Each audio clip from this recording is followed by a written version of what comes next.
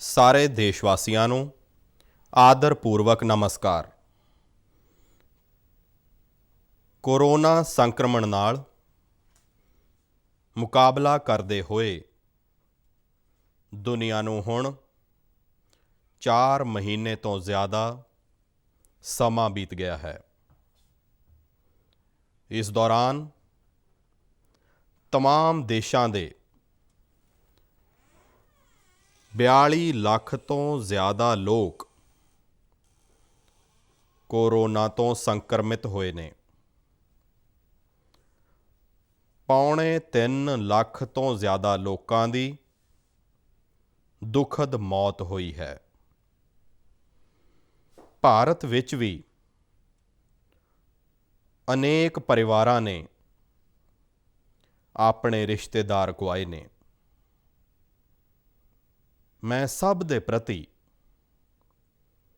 अपना शोक प्रगट करदा हाँ। साथियों, एक वायरस ने दुनिया नू तहस नहस कर दिता है। संसार भर विच करोड़ां जिंदगियां संकट का सामना कर रही ने। सारी दुनिया जिंदगियां बचाउण लई एक तरह नाल जंग विच रुझी हुई है। असीं अजिहा संकट ना देखिया है ना ही सुनिया है। निश्चित तौर ते मानव जाति दे लई ये सब कुछ सोच तो भी परे है। ये क्राइसिस असाधारण है, लेकिन थकना, हारना, टुटना, खिलरना मनुख नूं मंजूर नहीं है। सावधान रहंदे होए अजिही जंग दे सारे नियमां दा पालन करदे होए हुण आपां बचना भी है अते अगे वधना भी है। अज जदों दुनिया संकट विच है तद सानू अपना संकल्प होर मजबूत करना होवेगा। साडा संकल्प इस संकट तो भी विराट होवेगा। साथियों, आपां पिछली सदी तो ही लगातार सुनते आए हाँ कि 21वीं सदी हिंदुस्तान दी है। सानू कोरोना तो पहलां दी दुनिया नू, संसारक व्यवस्थावां नू विस्तार नाल देखण ते समझण दा मौका मिलिया है। कोरोना संकट तो बाद भी दुनिया विच जो स्थितियां बन रहीआं ने उन्हां नू भी असीं निरंतर देख रहे हाँ। जद इन्हां दोहां काल खंडां नू भारत दे नज़रिए नाल देखदे हाँ तां लगदा है कि 21वीं सदी भारत दी होवेगी। ये साडा सुपना ही नहीं, ये साडी सब दी जिम्मेदारी भी है। लेकिन इसदा मार्ग की होवे? संसार दी अज दी स्थिति सानू सिखाउंदी है कि इसदा मार्ग एक ही है, आत्मनिर्भर भारत। अपने इत्थे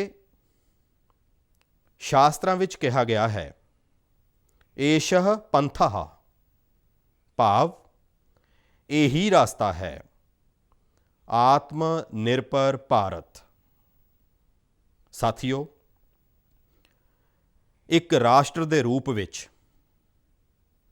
ਅੱਜ ਆਪਾਂ ਇੱਕ ਬਹੁਤ ਅਹਿਮ ਮੋੜ ਤੇ ਖੜੇ ਹਾਂ। ਇੰਨੀ ਵੱਡੀ ਆਫਤ ਭਾਰਤ ਦੇ ਲਈ ਇੱਕ ਸੰਕੇਤ ਲੈ ਕੇ ਆਈ ਹੈ, ਇੱਕ ਸੰਦੇਸ਼ ਲੈ ਕੇ ਆਈ ਹੈ, ਇੱਕ ਮੌਕਾ ਲੈ ਕੇ ਆਈ ਹੈ।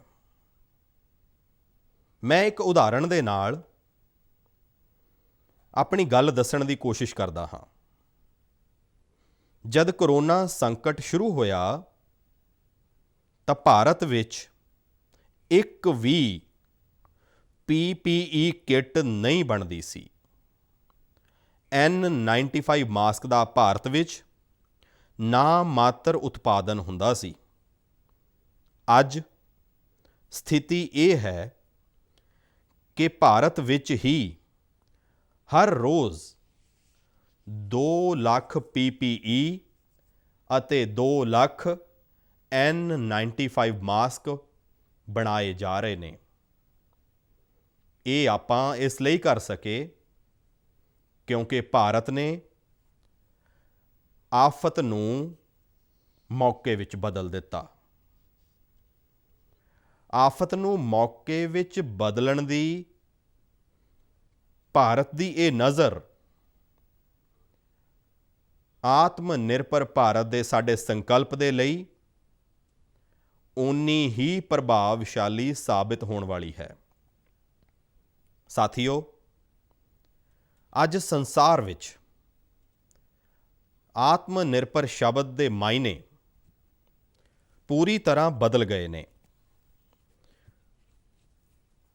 ਗਲੋਬਲ ਵਰਲਡ ਵਿੱਚ ਆਤਮ ਨਿਰਭਰਤਾ ਦੀ ਡੈਫੀਨੇਸ਼ਨ ਬਦਲ ਰਹੀ ਹੈ।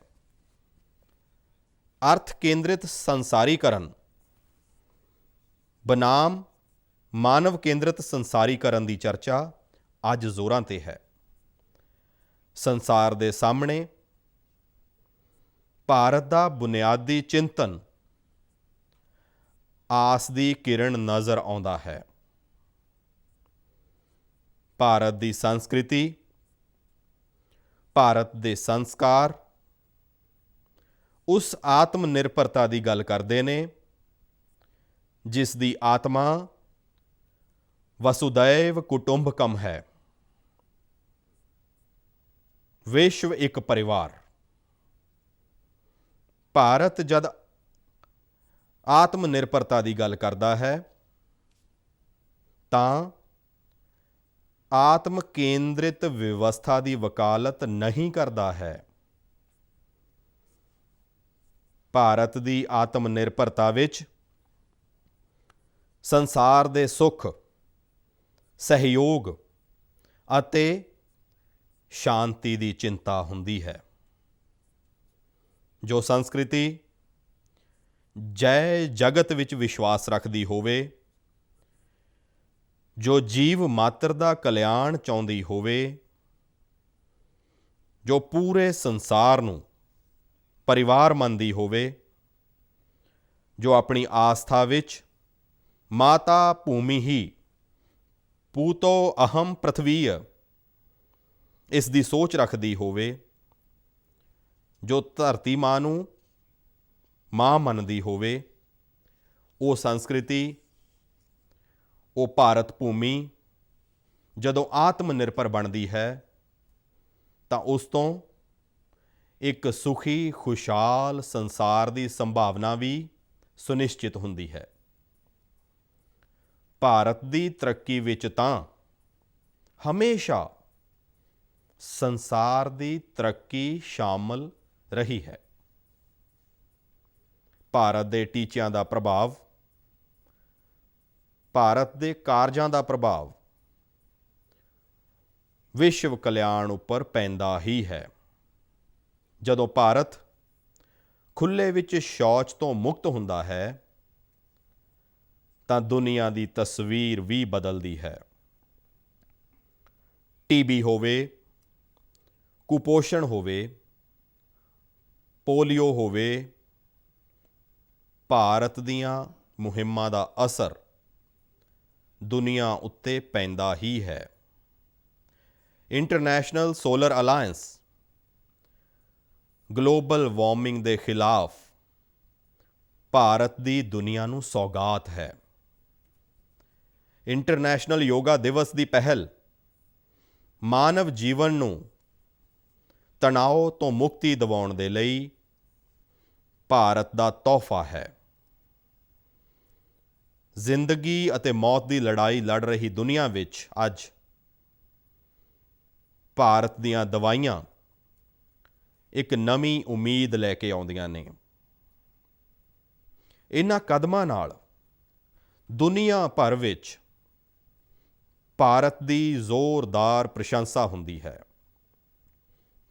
ਤਾਂ ਸੁਭਾਵਿਕ ਹੈ ਹਰ ਭਾਰਤ ਵਾਸੀ ਮਾਣ ਕਰਦਾ ਹੈ।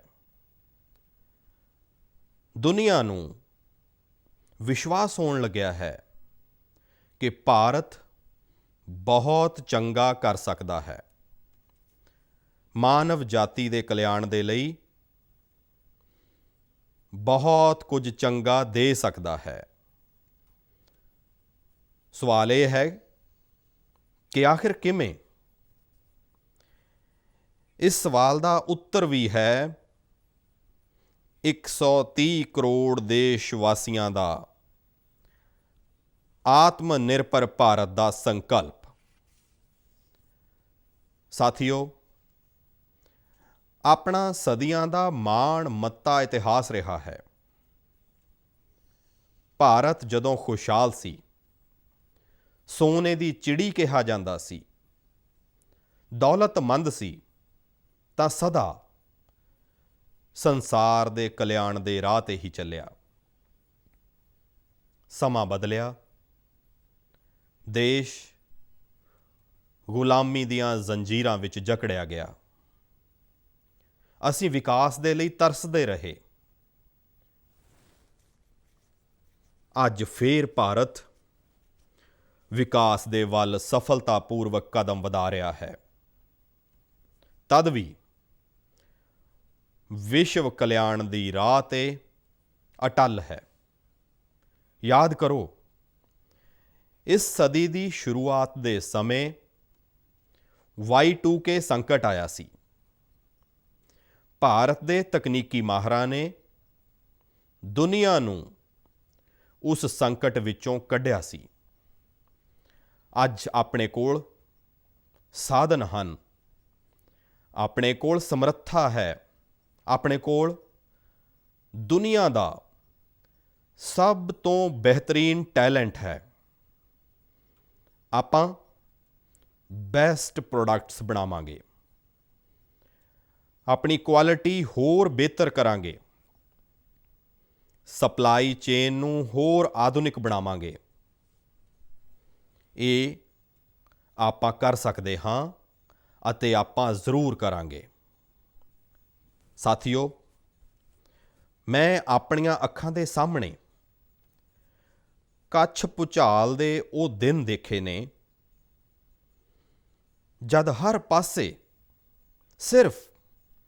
ਸਿਰਫ ਮਲਬਾ ਹੀ ਮਲਬਾ ਸੀ। ਸਭ ਕੁਝ ਢਹਿ ਢੇਰੀ ਹੋ ਗਿਆ ਸੀ। ਅਜਿਹਾ ਲੱਗਦਾ ਸੀ ਜਿਵੇਂ ਕੱਛ ਮੌਤ ਦੀ ਚਾਦਰ ਤਾਣ ਕੇ ਸੌਂ ਗਿਆ ਹੋਵੇ। ਉਸ ਸਥਿਤੀ ਵਿੱਚ ਕੋਈ ਸੋਚ ਵੀ ਨਹੀਂ ਸਕਦਾ ਸੀ ਕਿ ਕਦੇ ਹਾਲਾਤ ਬਦਲ ਸਕਣਗੇ। ਲੇਕਿਨ ਦੇਖਦੇ ਹੀ ਦੇਖਦੇ ਕੱਛ ਉੱਠ ਖੜਾ ਹੋਇਆ, ਕੱਛ ਚੱਲ ਪਿਆ, ਕੱਛ ਵੱਧ ਚੱਲਿਆ। ਇਹੀ ਸਾਡੀ ਭਾਰਤੀਆਂ ਦੀ ਸੰਕਲਪ ਸ਼ਕਤੀ ਹੈ। ਆਪਾਂ ਠਾਣ ਲਈਏ ਤਾਂ ਕੋਈ ਟੀਚਾ ਅਸੰਭਵ ਨਹੀਂ, ਕੋਈ ਰਾਹ ਮੁਸ਼ਕਿਲ ਨਹੀਂ।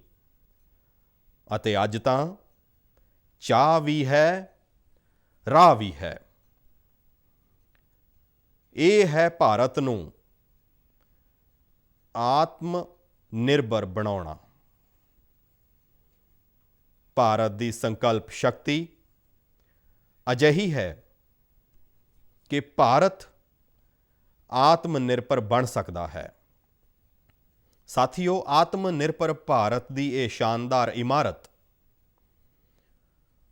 5 ਪਿਲਰਸ ਤੇ ਖੜੀ ਹੋਵੇਗੀ। ਪਹਿਲਾ ਪਿਲਰ ਇਕੋਨੋਮੀ। ਇੱਕ ਅਜਿਹੀ ਇਕੋਨੋਮੀ ਜੋ ਇਨਕਰੀਮੈਂਟਲ ਚੇਂਜ ਨਹੀਂ ਸਗੋਂ ਕੁਆਂਟਮ ਜੰਪ ਲਾਵੇ। ਦੂਜਾ ਪਿਲਰ ਇਨਫਰਾਸਟ੍ਰਕਚਰ। ਇੱਕ ਅਜਿਹਾ ਇਨਫਰਾਸਟ੍ਰਕਚਰ ਜੋ ਆਧੁਨਿਕ ਭਾਰਤ ਦੀ ਪਹਿਚਾਣ ਬਣੇ। ਤੀਜਾ ਪਿਲਰ ਆਪਣਾ ਸਿਸਟਮ। ਇੱਕ ਅਜਿਹਾ ਸਿਸਟਮ ਜੋ ਬੀਤੀ ਸਦੀ ਦੀ ਰੀਤੀ ਨੀਤੀ ਨਹੀਂ ਸਗੋਂ 21ਵੀਂ ਸਦੀ ਦੇ ਸੁਪਨਿਆਂ ਨੂੰ ਸਾਕਾਰ ਕਰਨ ਵਾਲੀਆਂ ਟੈਕਨੋਲੋਜੀ ਡਰਿਵਨ ਵਿਵਸਥਾਵਾਂ ਉੱਤੇ ਆਧਾਰਿਤ ਹੋਵੇ। ਚੌਥਾ ਪਿਲਰ ਸਾਡੀ ਡੈਮੋਗ੍ਰਾਫੀ। ਦੁਨੀਆ ਦੀ ਸਭ ਤੋਂ ਵੱਡੀ ਡੈਮੋਕ੍ਰੇਸੀ ਵਿੱਚ ਸਾਡੀ ਵਾਈਬ੍ਰੈਂਟ ਡੈਮੋਗ੍ਰਾਫੀ ਸਾਡੀ ਤਾਕਤ ਹੈ। ਆਤਮ ਨਿਰਭਰ ਭਾਰਤ ਦੇ ਲਈ ਸਾਡੀ ਊਰਜਾ ਦਾ ਸਰੋਤ ਹੈ। ਪੰਜਵਾਂ ਪਿਲਰ ਡਿਮਾਂਡ। ਸਾਡੀ ਅਰਥ ਵਿਵਸਥਾ ਵਿੱਚ ਡਿਮਾਂਡ ਅਤੇ ਸਪਲਾਈ ਚੇਨ ਦਾ ਜੋ ਚੱਕਰ ਹੈ, ਜੋ ਤਾਕਤ ਹੈ, ਉਸ ਨੂੰ ਪੂਰੀ ਸਮਰੱਥਾ ਦੇ ਨਾਲ ਇਸਤੇਮਾਲ ਕੀਤੇ ਜਾਣ ਦੀ ਜ਼ਰੂਰਤ ਹੈ। ਦੇਸ਼ ਵਿੱਚ ਡਿਮਾਂਡ ਵਧਾਉਣ ਦੇ ਲਈ, ਡਿਮਾਂਡ ਨੂੰ ਪੂਰਾ ਕਰਨ ਦੇ ਲਈ ਸਾਡੀ ਸਪਲਾਈ ਚੇਨ ਦੇ ਹਰ ਸਟੇਕ ਹੋਲਡਰ ਦਾ ਮਜ਼ਬੂਤ ਹੋਣਾ ਲਾਜ਼ਮੀ ਹੈ। ਸਾਡੀ ਸਪਲਾਈ ਚੇਨ, ਸਾਡੀ ਸਪਲਾਈ ਦੀ ਉਸ ਵਿਵਸਥਾ ਨੂੰ ਅਸੀਂ ਮਜ਼ਬੂਤ ਕਰਾਂਗੇ ਜਿਸ ਵਿੱਚ ਮੇਰੇ ਦੇਸ਼ ਦੀ ਮਿੱਟੀ ਦੀ ਮਹਿਕ ਹੋਵੇ, ਸਾਡੇ ਮਜ਼ਦੂਰਾਂ ਦੇ ਪਸੀਨੇ ਦੀ ਖੁਸ਼ਬੂ ਹੋਵੇ। ਸਾਥੀਓ, ਕੋਰੋਨਾ ਸੰਕਟ ਦਾ ਸਾਹਮਣਾ ਕਰਦੇ ਹੋਏ ਨਵੇਂ ਸੰਕਲਪ ਦੇ ਨਾਲ ਮੈਂ ਅੱਜ ਇੱਕ ਵਿਸ਼ੇਸ਼ ਆਰਥਿਕ ਪੈਕੇਜ ਦਾ ਐਲਾਨ ਕਰ ਰਿਹਾ ਹਾਂ। ਇਹ ਆਰਥਿਕ ਪੈਕੇਜ ਆਤਮ ਨਿਰਭਰ ਭਾਰਤ ਅਭਿਆਨ, ਆਤਮ ਨਿਰਭਰ ਭਾਰਤ ਅਭਿਆਨ ਦੀ ਅਹਿਮ ਕੜੀ ਦੇ ਤੌਰ ਤੇ ਕੰਮ ਕਰੇਗਾ। ਸਾਥੀਓ, ਹਾਲ ਹੀ ਵਿੱਚ ਸਰਕਾਰ ਨੇ ਕੋਰੋਨਾ ਸੰਕਟ ਨਾਲ ਜੁੜੀ ਜੋ ਆਰਥਿਕ ਐਲਾਨ ਕੀਤੇ ਸਨ, ਜੋ ਰਿਜ਼ਰਵ ਬੈਂਕ ਦੇ ਫੈਸਲੇ ਸਨ ਅਤੇ ਅੱਜ ਜਿਸ ਆਰਥਿਕ ਪੈਕੇਜ ਦਾ ਐਲਾਨ ਹੋ ਰਿਹਾ ਹੈ, ਉਹਨਾਂ ਨੂੰ ਜੋੜ ਦਈਏ ਤਾਂ ਇਹ ਕਰੀਬ 20 ਲੱਖ ਕਰੋੜ ਰੁਪਏ ਦਾ ਹੈ। 20 ਲੱਖ ਕਰੋੜ ਰੁਪਏ ਦਾ ਹੈ। ਇਹ ਪੈਕੇਜ ਭਾਰਤ ਦੀ GDP ਦਾ ਕਰੀਬ 10% ਹੈ। ਇਹਨਾਂ ਸਭ ਦੇ ਰਾਹੀਂ ਦੇਸ਼ ਦੇ ਵਿਭਿੰਨ ਵਰਗਾਂ ਨੂੰ, ਆਰਥਿਕ ਵਿਵਸਥਾ ਦੀਆਂ ਕੜੀਆਂ ਨੂੰ 20 ਲੱਖ ਕਰੋੜ ਰੁਪਏ ਦਾ ਸਹਾਰਾ ਮਿਲੇਗਾ, ਸਪੋਰਟ ਮਿਲੇਗਾ। 20 ਲੱਖ ਕਰੋੜ ਰੁਪਏ ਦਾ ਇਹ ਪੈਕੇਜ 2020 ਵਿੱਚ ਦੇਸ਼ ਦੀ ਵਿਕਾਸ ਯਾਤਰਾ ਨੂੰ 20 ਲੱਖ 2020 ਵਿੱਚ ਆਤਮ ਨਿਰਭਰ ਭਾਰਤ ਅਭਿਆਨ ਨੂੰ ਇੱਕ ਨਵੀਂ ਗਤੀ ਦੇਵੇਗਾ। ਆਤਮ ਨਿਰਭਰ ਭਾਰਤ ਦੇ ਸੰਕਲਪ ਨੂੰ ਸਿੱਧ ਕਰਨ ਦੇ ਲਈ ਇਸ ਪੈਕੇਜ ਵਿੱਚ ਲੈਂਡ, ਲੇਬਰ, ਲਿਕੁਇਡਿਟੀ ਅਤੇ ਲਾਜ਼ ਸਭ ਉੱਪਰ ਜ਼ੋਰ ਦਿੱਤਾ ਗਿਆ ਹੈ। ਇਹ ਆਰਥਿਕ ਪੈਕੇਜ ਸਾਡੇ ਕੁਟੀਰ ਉਦਯੋਗ, ਘਰੇਲੂ ਉਦਯੋਗ, ਸਾਡੇ ਛੋਟੇ ਅਤੇ ਦਰਮਿਆਨੇ ਉਦਯੋਗ, ਸਾਡੇ MSME ਦੇ ਲਈ ਨੇ, ਜੋ ਕਰੋੜਾਂ ਲੋਕਾਂ ਦੀ ਰੋਜ਼ੀ ਰੋਟੀ ਦਾ ਸਾਧਨ ਹਨ, ਜੋ ਆਤਮ ਨਿਰਭਰ ਭਾਰਤ ਦੇ ਸਾਡੇ ਸੰਕਲਪ ਦਾ ਮਜ਼ਬੂਤ ਆਧਾਰ ਹੈ। ਇਹ ਆਰਥਿਕ ਪੈਕੇਜ ਦੇ ਉਸ ਕਿਰਤੀ ਦੇ ਲਈ ਹੈ, ਦੇਸ਼ ਦੇ ਉਸ ਕਿਸਾਨ ਦੇ ਲਈ ਹੈ, ਜੋ ਹਰ ਸਥਿਤੀ, ਹਰ ਮੌਸਮ ਵਿੱਚ ਦੇਸ਼ ਵਾਸੀਆਂ ਦੇ ਲਈ ਦਿਨ ਰਾਤ ਮਿਹਨਤ ਕਰ ਰਿਹਾ ਹੈ। ਇਹ ਆਰਥਿਕ ਪੈਕੇਜ ਸਾਡੇ ਦੇਸ਼ ਦੇ ਮੱਧ ਵਰਗ ਦੇ ਲਈ ਹੈ, ਜੋ ਇਮਾਨਦਾਰੀ ਨਾਲ ਟੈਕਸ ਦਿੰਦਾ ਹੈ, ਦੇਸ਼ ਦੇ ਵਿਕਾਸ ਵਿੱਚ ਆਪਣਾ ਯੋਗਦਾਨ ਦਿੰਦਾ ਹੈ। ਇਹ ਆਰਥਿਕ ਪੈਕੇਜ ਭਾਰਤੀ ਉਦਯੋਗ ਜਗਤ ਦੇ ਲਈ ਹੈ, ਜੋ ਭਾਰਤ ਦੀ ਆਰਥਿਕ ਸਮਰੱਥਾ ਨੂੰ ਬੁਲੰਦੀ ਦੇਣ ਦੇ ਲਈ ਦ੍ਰਿੜ ਹੈ। ਕੱਲ੍ਹ ਤੋਂ ਸ਼ੁਰੂ ਕਰਕੇ ਆਉਣ ਵਾਲੇ ਕੁਝ ਦਿਨਾਂ ਤੱਕ ਵਿੱਤ ਮੰਤਰੀ ਜੀ ਦੁਆਰਾ ਤੁਹਾਨੂੰ ਆਤਮ ਨਿਰਭਰ ਭਾਰਤ ਅਭਿਆਨ ਤੋਂ ਪ੍ਰੇਰਿਤ ਇਸ ਆਰਥਿਕ ਪੈਕੇਜ ਦੀ ਵਿਸਥਾਰਿਤ ਜਾਣਕਾਰੀ ਦਿੱਤੀ ਜਾਵੇਗੀ।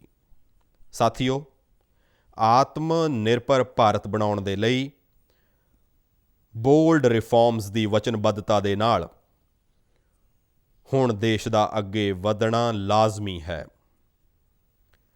ਤੁਸੀਂ ਵੀ ਅਨੁਭਵ ਕੀਤਾ ਹੈ ਕਿ ਗੁਜ਼ਰੇ 6 ਸਾਲਾਂ ਵਿੱਚ ਜੋ ਰਿਫਾਰਮਸ ਹੋਏ ਨੇ, ਉਹਨਾਂ ਦੇ ਕਾਰਨ ਅੱਜ ਸੰਕਟ ਦੇ ਇਸ ਸਮੇਂ ਭਾਰਤ ਦੀਆਂ ਵਿਵਸਥਾਵਾਂ ਵੱਧ ਕਾਬਲ, ਵੱਧ ਸਮਰੱਥ ਨਜ਼ਰ ਆਈਆਂ ਨੇ। ਵਰਨਾ ਕੌਣ ਸੋਚ ਸਕਦਾ ਸੀ ਕਿ ਭਾਰਤ ਸਰਕਾਰ ਜੋ ਪੈਸੇ ਭੇਜੇਗੀ ਉਹ ਪੂਰਾ ਦਾ ਪੂਰਾ ਗਰੀਬ ਦੀ ਜੇਬ ਵਿੱਚ, ਕਿਸਾਨ ਦੀ ਜੇਬ ਵਿੱਚ ਪਹੁੰਚ ਸਕੇਗਾ। ਲੇਕਿਨ ਇਹ ਹੋਇਆ, ਉਹ ਵੀ ਤਦ ਹੋਇਆ ਜਦ तमाम ਸਰਕਾਰੀ ਦਫ਼ਤਰ ਬੰਦ ਸਨ, ਟਰਾਂਸਪੋਰਟ ਦੇ ਸਾਧਨ ਬੰਦ ਸਨ, ਜਨ ਧਨ, ਆਧਾਰ, ਮੋਬਾਈਲ, ਜੈਮ ਦੀ ਤ੍ਰਿਸ਼ਕਤੀ ਨਾਲ ਜੁੜਿਆ ਸਿਰਫ ਇੱਕ ਰਿਫਾਰਮ ਸੀ, ਜਿਸ ਦਾ ਅਸਰ ਆਪਾਂ ਹੁਣੇ ਦੇਖਿਆ। ਹੁਣ ਰਿਫਾਰਮਸ ਦੇ ਉਸ ਦਾਇਰੇ ਨੂੰ ਵਿਆਪਕ ਕਰਨਾ ਹੈ, ਨਵੀਂ ਉਚਾਈ ਦੇਣੀ ਹੈ। ਇਹ ਰਿਫਾਰਮਸ ਖੇਤੀ ਨਾਲ ਜੁੜੀ ਪੂਰੀ ਸਪਲਾਈ ਚੇਨ ਵਿੱਚ ਹੋਣਗੇ, ਤਾਂ ਕਿ ਕਿਸਾਨ ਵੀ ਮਜ਼ਬੂਤ ਹੋਵੇ ਅਤੇ ਭਵਿੱਖ ਵਿੱਚ ਕੋਰੋਨਾ ਵਰਗੇ ਕਿਸੇ ਦੂਜੇ ਸੰਕਟ ਵਿੱਚ ਖੇਤੀਬਾੜੀ 'ਤੇ ਘੱਟ ਤੋਂ ਘੱਟ ਅਸਰ ਹੋਵੇ। ਇਹ ਰਿਫਾਰਮਸ ਰੈਸ਼ਨਲ ਟੈਕਸ ਸਿਸਟਮ, ਸਰਲ ਅਤੇ ਸਪਸ਼ਟ ਨਿਯਮ ਕਾਨੂੰਨ, ਉੱਤਮ ਇਨਫਰਾਸਟ੍ਰਕਚਰ, ਸਮਰੱਥ ਤੇ ਮਜ਼ਬੂਤ ਹਿਊਮਨ ਰਿਸੋਰਸਿਸ ਅਤੇ ਮਜ਼ਬੂਤ ਫਾਈਨੈਂਸ਼ੀਅਲ ਸਿਸਟਮ ਦੇ ਨਿਰਮਾਣ ਦੇ ਲਈ ਹੋਣਗੇ। ਇਹ ਰਿਫਾਰਮਸ ਬਿਜ਼ਨਸ ਨੂੰ ਉਤਸ਼ਾਹਿਤ ਕਰਨਗੇ, ਨਿਵੇਸ਼ ਨੂੰ ਆਕਰਸ਼ਿਤ ਕਰਨਗੇ ਅਤੇ ਮੇਕ ਇਨ ਇੰਡੀਆ ਦੇ ਸਾਡੇ ਸੰਕਲਪ ਨੂੰ ਮਜ਼ਬੂਤ ਕਰਨਗੇ। ਸਾਥੀਓ, ਆਤਮ ਨਿਰਭਰਤਾ ਆਤਮ ਬਲ ਅਤੇ ਆਤਮ ਵਿਸ਼ਵਾਸ ਨਾਲ ਹੀ ਸੰਭਵ ਹੈ। ਆਤਮ ਨਿਰਭਰਤਾ ਗਲੋਬਲ ਸਪਲਾਈ ਚੇਨ ਵਿੱਚ ਸਖਤ ਮੁਕਾਬਲੇ ਲਈ ਵੀ ਦੇਸ਼ ਨੂੰ ਤਿਆਰ ਕਰਦੀ ਹੈ ਅਤੇ ਅੱਜ ਇਹ ਸਮੇਂ ਦੀ ਮੰਗ ਹੈ ਕਿ ਭਾਰਤ ਹਰ ਮੁਕਾਬਲੇ ਵਿੱਚ ਜਿੱਤੇ, ਗਲੋਬਲ ਸਪਲਾਈ ਚੇਨ ਵਿੱਚ ਵੱਡੀ ਭੂਮਿਕਾ ਨਿਭਾਵੇ। ਇਸ ਨੂੰ ਸਮਝਦੇ ਹੋਏ ਆਰਥਿਕ ਪੈਕੇਜ ਵਿੱਚ ਅਨੇਕ ਪ੍ਰਬੰਧ ਕੀਤੇ ਗਏ ਨੇ। ਇਸ ਨਾਲ ਸਾਡੇ ਸਾਰੇ ਸੈਕਟਰਸ ਦੀ ਐਫੀਸ਼ੀਐਂਸੀ ਵਧੇਗੀ ਅਤੇ ਕੁਆਲਿਟੀ ਵੀ ਸੁਨਿਸ਼ਚਿਤ ਹੋਵੇਗੀ। ਸਾਥੀਓ, ਇਹ ਸੰਕਟ ਇੰਨਾ ਵੱਡਾ ਹੈ ਕਿ ਵੱਡੀਆਂ ਤੋਂ ਵੱਡੀਆਂ ਵਿਵਸਥਾਵਾਂ ਹਿੱਲ ਗਈਆਂ ਨੇ, ਲੇਕਿਨ ਇਹਨਾਂ ਹੀ ਪਰਿਸਥਿਤੀਆਂ ਵਿੱਚ ਆਪਾਂ ਦੇਸ਼ ਨੇ ਸਾਡੇ ਗਰੀਬ ਭਰਾ ਭੈਣਾਂ ਦੀ ਸੰਘਰਸ਼ ਸ਼ਕਤੀ, ਉਹਨਾਂ ਦੀ ਸੰਜਮ ਸ਼ਕਤੀ ਦੇ ਵੀ ਦਰਸ਼ਨ ਕੀਤੇ ਨੇ। ਖਾਸ ਕਰ ਆਪਣੇ ਜੋ ਰੇਹੜੀਆਂ ਵਾਲੇ ਭਰਾ ਭੈਣ ਨੇ, ਠੇਲਾ ਲਗਾਉਣ ਵਾਲੇ ਨੇ, ਪਟੜੀ ਤੇ ਸਮਾਨ ਵੇਚਣ ਵਾਲੇ ਨੇ, ਜੋ ਸਾਡੇ ਕਿਰਤੀ ਸਾਥੀ ਨੇ, ਜੋ ਘਰਾਂ ਵਿੱਚ ਕੰਮ ਕਰਨ ਵਾਲੇ ਭਰਾ ਭੈਣ ਨੇ, ਉਹਨਾਂ ਨੇ ਇਸ ਦੌਰਾਨ ਬਹੁਤ ਤਕਲੀਫਾਂ ਝੱਲੀਆਂ, ਤਪੱਸਿਆ ਕੀਤੀ ਹੈ, ਤਿਆਗ ਕੀਤਾ ਹੈ। ਅਜਿਹਾ ਕੌਣ ਹੋਵੇਗਾ ਜਿਸ ਨੇ ਉਹਨਾਂ ਦੀ ਗੈਰ ਹਾਜ਼ਰੀ ਨੂੰ ਮਹਿਸੂਸ ਨਹੀਂ ਕੀਤਾ? ਹੁਣ ਸਾਡਾ ਫਰਜ਼ ਹੈ ਉਹਨਾਂ ਨੂੰ ਤਾਕਤਵਰ ਬਣਾਉਣ ਦਾ, ਉਹਨਾਂ ਦੇ ਆਰਥਿਕ ਹਿੱਤਾਂ ਖਾਤਰ ਕੁਝ ਵੱਡੇ ਕਦਮ ਚੁੱਕਣ ਦਾ। ਇਸ ਨੂੰ ਧਿਆਨ ਵਿੱਚ ਰੱਖਦੇ ਹੋਏ ਗਰੀਬ ਹੋਵੇ, ਕਿਰਤੀ ਹੋਵੇ, ਪ੍ਰਵਾਸੀ ਮਜ਼ਦੂਰ ਹੋਵੇ, ਪਸ਼ੂ ਪਾਲਕ ਹੋਵੇ, ਸਾਡੇ ਮਛੁਆਰੇ ਸਾਥੀ ਹੋਣ, ਸੰਗਠਿਤ ਖੇਤਰ ਤੋਂ ਹੋਣ ਜਾਂ ਗੈਰ ਸੰਗਠਿਤ ਖੇਤਰ ਤੋਂ ਹੋਣ, ਹਰ ਤਬਕੇ ਦੇ ਲਈ ਆਰਥਿਕ ਪੈਕੇਜ ਵਿੱਚ ਕੁਝ ਮਹੱਤਵਪੂਰਨ ਫੈਸਲਿਆਂ ਦਾ ਐਲਾਨ ਕੀਤਾ ਜਾਵੇਗਾ। ਸਾਥੀਓ, ਕੋਰੋਨਾ ਸੰਕਟ ਨੇ ਸਾਨੂੰ local manufacturing, local market, local supply chain, ਇਸ ਦਾ ਵੀ ਮਹੱਤਵ ਬਾਖੂਬੀ ਸਮਝਾ ਦਿੱਤਾ ਹੈ। ਸੰਕਟ ਦੇ ਸਮੇਂ ਦੌਰਾਨ ਲੋਕਲ ਨੇ ਹੀ ਸਾਡੀ ਡਿਮਾਂਡ ਪੂਰੀ ਕੀਤੀ ਹੈ।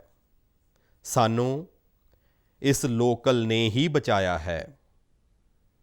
ਲੋਕਲ ਸਿਰਫ ਜ਼ਰੂਰਤ ਨਹੀਂ, ਸਗੋਂ ਆਪਣੀ ਸਭ ਦੀ ਜ਼ਿੰਮੇਦਾਰੀ ਹੈ। ਸਮੇਂ ਨੇ ਆਪਾਂ ਨੂੰ ਸਿਖਾਇਆ ਹੈ, ਲੋਕਲ ਨੂੰ ਸਾਨੂੰ ਆਪਣਾ ਜੀਵਨ ਮੰਤਰ ਬਣਾਉਣਾ ਹੀ ਹੋਵੇਗਾ।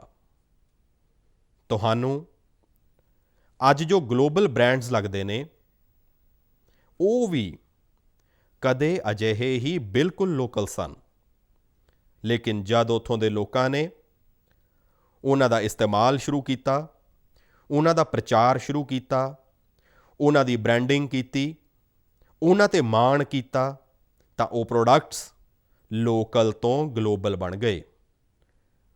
ਉਹ ਪ੍ਰੋਡਕਟਸ ਲੋਕਲ ਤੋਂ ਗਲੋਬਲ ਬਣ ਗਏ।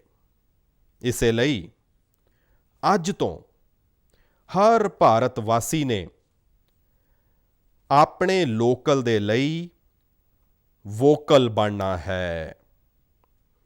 ਲੋਕਲ ਦੇ ਲਈ ਵੋਕਲ ਬਣਨਾ ਹੈ। ਨਾ ਸਿਰਫ ਲੋਕਲ ਪ੍ਰੋਡਕਟਸ ਖਰੀਦਣੇ ਨੇ, ਸਗੋਂ ਉਹਨਾਂ ਦਾ ਮਾਣ ਨਾਲ ਪ੍ਰਚਾਰ ਵੀ ਕਰਨਾ ਹੈ। ਮੈਨੂੰ ਪੂਰਾ ਵਿਸ਼ਵਾਸ ਹੈ ਕਿ ਸਾਡਾ ਦੇਸ਼ ਅਜਿਹਾ ਕਰ ਸਕਦਾ ਹੈ। ਤੁਹਾਡੇ ਯਤਨਾਂ ਨੇ ਤਾਂ ਹਰ ਵਾਰ ਤੁਹਾਡੇ ਪ੍ਰਤੀ ਮੇਰੀ ਸ਼ਰਧਾ ਨੂੰ ਹੋਰ ਵਧਾਇਆ ਹੈ। ਮੈਂ ਮਾਣ ਦੇ ਨਾਲ ਇੱਕ ਗੱਲ ਮਹਿਸੂਸ ਕਰਦਾ ਹਾਂ, ਯਾਦ ਕਰਦਾ ਹਾਂ, ਜਦੋਂ ਮੈਂ ਤੁਹਾਡੇ ਤੋਂ, ਦੇਸ਼ ਤੋਂ ਖਾਦੀ ਖਰੀਦਣ ਦੀ ਬੇਨਤੀ ਕੀਤੀ ਸੀ। ਇਹ ਵੀ ਕਿਹਾ ਸੀ ਕਿ ਦੇਸ਼ ਦੇ ਹੈਂਡਲੂਮ ਵਰਕਰਜ਼ ਨੂੰ ਸਪੋਰਟ ਕਰੋ। ਤੁਸੀਂ ਦੇਖੋ, ਬਹੁਤ ਹੀ ਘੱਟ ਸਮੇਂ ਵਿੱਚ ਖਾਦੀ ਅਤੇ ਹੈਂਡਲੂਮ ਦੋਹਾਂ ਨੂੰ ਹੀ ਡਿਮਾਂਡ ਅਤੇ ਵਿਕਰੀ ਰਿਕਾਰਡ ਪੱਧਰ 'ਤੇ ਪੁੱਜ ਗਈ ਹੈ। ਇੰਨਾ ਹੀ ਨਹੀਂ, ਉਸ ਨੂੰ ਤੁਸੀਂ ਵੱਡਾ ਬ੍ਰਾਂਡ ਵੀ ਬਣਾ ਦਿੱਤਾ ਹੈ। ਬਹੁਤ ਛੋਟੀ ਜਿਹੀ ਕੋਸ਼ਿਸ਼ ਸੀ, ਲੇਕਿਨ ਨਤੀਜਾ ਮਿਲਿਆ, ਬਹੁਤ ਵਧੀਆ ਨਤੀਜਾ ਮਿਲਿਆ। ਸਾਥੀਓ, ਸਾਰੇ ਮਾਹਿਰ ਦੱਸਦੇ ਨੇ, ਵਿਗਿਆਨੀ ਦੱਸਦੇ ਨੇ ਕਿ ਕੋਰੋਨਾ ਲੰਬੇ ਸਮੇਂ ਤੱਕ ਸਾਡੇ ਜੀਵਨ ਦਾ ਹਿੱਸਾ ਬਣਿਆ ਰਹੇਗਾ। ਲੇਕਿਨ ਨਾਲ ਹੀ ਅਸੀਂ ਅਜਿਹਾ ਵੀ ਨਹੀਂ ਹੋਣ ਦੇ ਸਕਦੇ ਕਿ ਸਾਡੀ ਜ਼ਿੰਦਗੀ ਸਿਰਫ ਅਤੇ ਸਿਰਫ ਕੋਰੋਨਾ ਦੇ ਆਲੇ ਦੁਆਲੇ ਹੀ ਸਿਮਟ ਕੇ ਰਹਿ ਜਾਵੇ। ਅਸੀਂ ਮਾਸਕ ਪਾਵਾਂਗੇ, 2 ਗਜ਼ ਦੂਰੀ ਦਾ ਪਾਲਣ ਕਰਾਂਗੇ, ਲੇਕਿਨ ਆਪਣੇ ਟੀਚਿਆਂ ਨੂੰ ਦੂਰ ਨਹੀਂ ਹੋਣ ਦਿਆਂਗੇ। ਇਸ ਲਈ ਲੋਕਡਾਊਨ ਦਾ ਚੌਥਾ ਦੌਰ,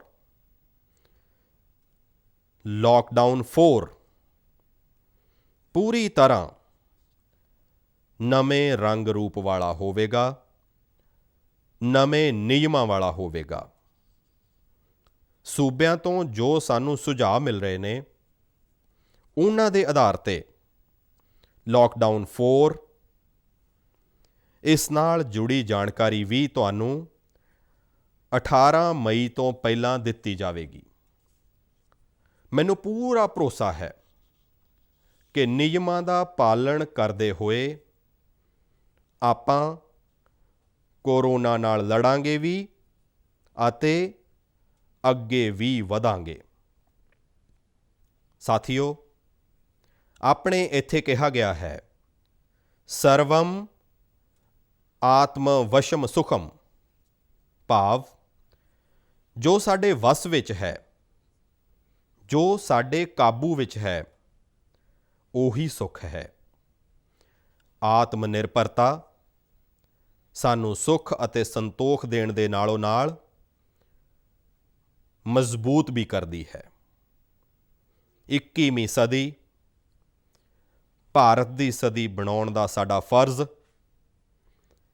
ਆਤਮ ਨਿਰਭਰ ਭਾਰਤ ਦੇ ਨਿਸ਼ਚੇ ਨਾਲ ਹੀ ਪੂਰਾ ਹੋਵੇਗਾ। ਇਸ ਫਰਜ਼ ਨੂੰ 130 ਕਰੋੜ ਦੇਸ਼ ਵਾਸੀਆਂ ਦੀ ਪ੍ਰਾਣ ਸ਼ਕਤੀ ਤੋਂ ਹੀ ਊਰਜਾ ਮਿਲੇਗੀ। ਆਤਮ ਨਿਰਭਰ ਭਾਰਤ ਦਾ ਇਹ ਯੁੱਗ ਸਾਡੇ ਭਾਰਤ ਵਾਸੀਆਂ ਦੇ ਲਈ ਨਵਾਂ ਨਿਸ਼ਚਾ ਵੀ ਹੋਵੇਗਾ, ਨਵਾਂ ਤਿਉਹਾਰ ਵੀ ਹੋਵੇਗਾ। ਹੁਣ ਇੱਕ ਨਵੀਂ ਪ੍ਰਾਣ ਸ਼ਕਤੀ, ਨਵੀਂ ਸੰਕਲਪ ਸ਼ਕਤੀ, ਉਸ ਨੂੰ ਲੈ ਕੇ ਆਪਾਂ ਅੱਗੇ ਵਧਣਾ ਹੈ। ਜਦੋਂ ਆਚਾਰ ਵਿਚਾਰ ਫਰਜ਼ ਦੀ ਭਾਵਨਾ ਨਾਲ ਸਰਾਬੋਰ ਹੋਵੇ, ਲਗਨ ਦਾ ਸਿਖਰ ਹੋਵੇ, ਕੁਸ਼ਲਤਾ ਦੀ ਪੂੰਜੀ ਹੋਵੇ, ਤਾਂ ਆਤਮ ਨਿਰਭਰ ਭਾਰਤ ਬਣਨ ਤੋਂ ਕੌਣ ਰੋਕ ਸਕਦਾ ਹੈ? ਆਪਾਂ ਭਾਰਤ ਨੂੰ ਆਤਮ ਨਿਰਭਰ ਭਾਰਤ ਬਣਾ ਸਕਦੇ ਹਾਂ। ਆਪਾਂ ਭਾਰਤ ਨੂੰ ਆਤਮ ਨਿਰਭਰ ਬਣਾ ਕੇ ਰਹਾਂਗੇ। ਇਸ ਸੰਕਲਪ ਦੇ ਨਾਲ, ਇਸ ਵਿਸ਼ਵਾਸ ਦੇ ਨਾਲ ਮੈਂ ਤੁਹਾਨੂੰ ਬਹੁਤ ਬਹੁਤ ਸ਼ੁਭਕਾਮਨਾਵਾਂ ਦਿੰਦਾ ਹਾਂ। ਤੁਸੀਂ ਆਪਣੀ ਤੰਦਰੁਸਤੀ ਦਾ, ਆਪਣੇ ਪਰਿਵਾਰ, ਆਪਣੇ ਨਜ਼ਦੀਕੀਆਂ ਦਾ ਜ਼ਰੂਰ ਧਿਆਨ ਰੱਖੋ। ਬਹੁਤ ਬਹੁਤ ਧੰਨਵਾਦ।